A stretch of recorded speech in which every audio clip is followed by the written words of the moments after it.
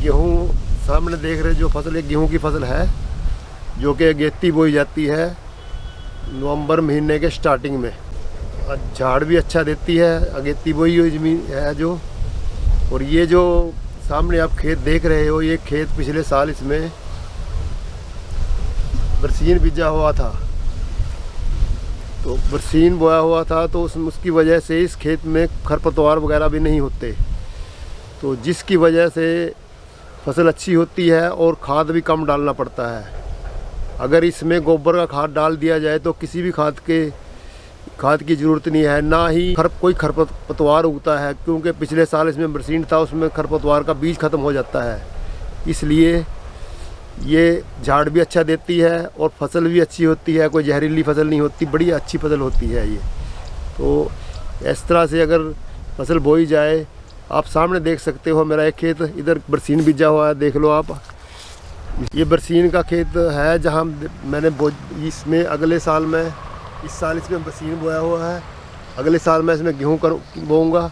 ये जो हमारा बरसीन है ये खड़ा ही बिक जाता है, 9,000 रुपये प्रति कनाल के हिसाब से काट लेते हैं लोग, और जिससे 70-72 हज़ार रुपये हमारे को एक किले की इनकम हो जाती है। इसी प्रकार से अगर इसमें हम अगले साल गेहूँ करेंगे तो इसमें खरपतवार नहीं उगेंगे और खेत में जो जान है वो अच्छी बनेगी।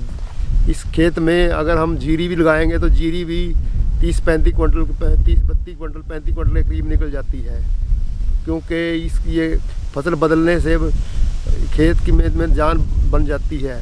बार बार एक ही फसल लगाने से खेत में उर्वरक तक ख़त्म हो जाते हैं और खेत की जान नहीं बनती। इसलिए आपको भी सलाह देते हैं कि खेत को जो फसल बोनी है बदल कर बो। और इसी प्रकार मैंने कुछ सरसों भी बोता हूँ, उसमें 3 फसलें की जाती हैं। आप सरसों दिखाऊंगा आपको। किसान भाइयों, ये आप देख सकते हो सामने सरसों है जो कि 12-13 क्विंटल के हिसाब से किले में से निकलती है। और इसके बाद चाहे आप हरा चारा बो सकते हो या सूरजमुखी या कोई मक्की वगैरह बो सकते हो। उसके बाद फिर तीसरी फसल आप जीरी वगैरह की ले सकते हो। ये 3 फसलें निकल सकती हैं इस खेत में से, बजाय इसके कि हम थोड़ी थोड़ी ज़मीनें लोगों के पास है, ऐसी फसलें बोई जाए तो हमारे को काफ़ी मुनाफा हो सकता है इससे। जो मैंने आपको गेहूँ दिखाई थी उसका 25-26 क्विंटल के करीब झाड़ निकल जाता है, पहले दिखाई थी जो। तो ऐसे ही कर करके मैं, थोड़ी सी मेरे पास ज़मीन है 3-4 एकड़, उसमें से मैं अच्छी फसल निकालता हूँ। तो आप सब से भी अनुरोध है कि आप ऐसे इसको फसलों में बदलाव करें और ज़मीन की उर्वरकता बना के रखें।